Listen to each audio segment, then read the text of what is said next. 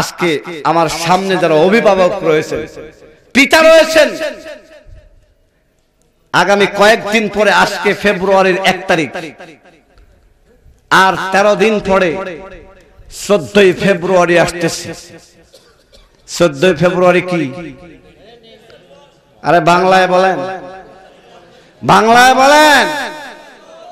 সুলাইমান আলাইহিস সালাম সামান্য পাখি না বলে যাওয়ার কারণে যদি রাগ হতে পারেন, গুসা হতে পারেন, কঠোর শাস্তি দেওয়ার ডিসিশন নিতে পারেন, জবাই করার ডিসিশন নিতে পারেন।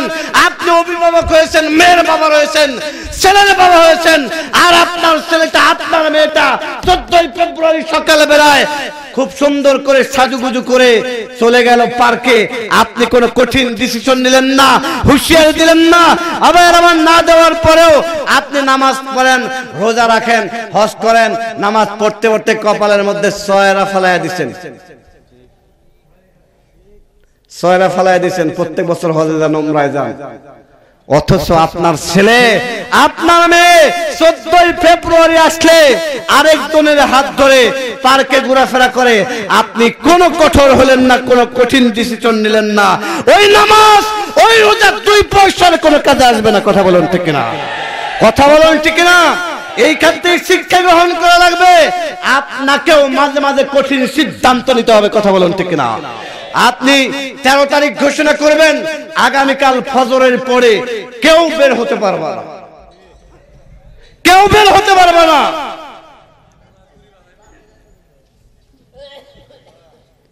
আজকে দুঃখ হলেও বলতে হয় কথাগুলো। আজকে আপনাদের দায়িত্ব। 14ই ফেব্রুয়ারি আসলে আমরা জানি কার্তিক মাসে কুত্তার জোয়ার আসে, আর আজকে বাংলাদেশে যুবক যুবতীদের জোয়ার আসে 14ই ফেব্রুয়ারি আসলে। কথাগুলো আমাদের মুখ দিয়ে মানায় না, তারপরেও বলতে হয়। আমাদের দায়িত্ব হচ্ছে অভিভাবকদেরকে সতর্ক করা, অভিভাবকদের সতর্ক করা। আপনার ছেলেটা, আপনার মেয়েরা আরেকজনের হাত ধরে পার্কের মধ্যে ঘোরাফেরা করতেছে, আপনি কিচ্ছু বললেন না, কিচ্ছু বললেন না। আজকে এই যে বিজাতীয় সংস্কৃতি, এটা কোন মুসলমানের সংস্কৃতি হতে পারে না। কথা বলুন ঠিক না? কথা বলুন ঠিক না? এনসাইক্লোপিডিয়া অফ ব্রিটানিকার মধ্যে আসছে এই যে ভ্যালেন্টাইন ডে, অনেক আগে ব্রিটেনে এক যুবক ছিল, খ্রিস্টান ধর্মযাজক। উনি ধর্ম প্রচার করতেন। তদানীন্তন সময়ের বাচ্চা ছিল খ্রিস্টান ধর্ম বিরোধী।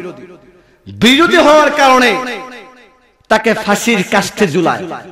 ঝুলানোর কারণে তদানীন্তন সময় থেকে অদ্যাবধি পর্যন্ত খ্রিস্টানরা তারা তাদের ধর্মীয় দিবস হিসেবে এই দিবসটা পালন করে। আপনি মুসলমানের ঘরে জন্মগ্রহণ করে তাদের ধর্মের আপনি অনুষ্ঠান কেমনে পালন করেন? কথা কোন ঠিক না? কথা বলেন ঠিক না?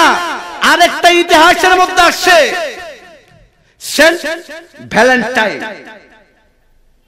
তদানীন্তন সময়ের রাজার মেয়ের সঙ্গে প্রেম করে, প্রেম করার কারণে তদানীন্তন সময়ের রাজা তারে ফাঁসির কাষ্ঠে ঝুলায়। তখন তদানীন্তন সময়ের জনগণ বলতেছে এই প্রেম ছিল পবিত্র প্রেম। জোরে কন্যা নাউজুবিল্লাহ, জোরে বলেন না নাউজুবিল্লাহ। এখনো আমরা শুনি পবিত্র প্রেম। ভাইরা আমার, এই নোংরা প্রেম কোনদিন পবিত্র প্রেম হতে পারে না। কথা বলেন ঠিক না? কথা বলেন ঠিক না? যে এই নোংরা প্রেমকে পবিত্র প্রেম বলে ঘোষণা দেবে, ওই ব্যক্তি মুরতাদ হয়ে যাবে। কথা বলেন ঠিক না? কারণ মিশকাত শরীফের কিতাবুল ঈমানের হাসিয়ার মধ্যে আছে, যেই ব্যক্তি হালালকে হারাম মনে করবে, হারামকে হালাল মনে করবে, করার কারণে তার ঈমানটা চলে যায়। কথা বলেন ঠিক না? কথা বলেন ঠিক না? এই নোংরা কাজটা বাংলাদেশে নিয়ে আসছে যায় দিনের সাবেক সম্পাদক শফিক রেহমান। রহমান দেখেন কত বড় বদমাইশ, নামটাও বিকৃতি করে রেখেছে। রহমান না রেহমান? রহমান না রেহমান? শফিক রেহমান।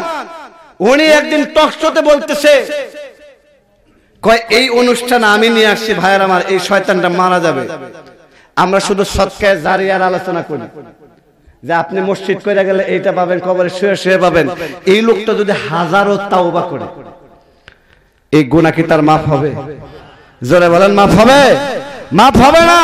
এই যে সংস্কৃতি সে যুবক যুবতীদের হাতে তুলে দিয়েছে, আর এই সংস্কৃতির কারণে 14ই ফেব্রুয়ারিতে হাজার হাজার মেয়ে ধর্ষিত হচ্ছে। কথা বলেন ঠিক না? কথা বলেন ঠিক না? সেই জন্য জাঙ্গালিয়া তাওহীদের জনতা এবং অভিভাবকদেরকে বলছি, 13 তারিখ আপনারা রেড অ্যালার্ট জারি করবেন। আপনার ছেলে আপনার মেয়ে 14ই ফেব্রুয়ারিতে বাড়ির বাইরে যেতে পারবে না। কথা বলেন ঠিক না?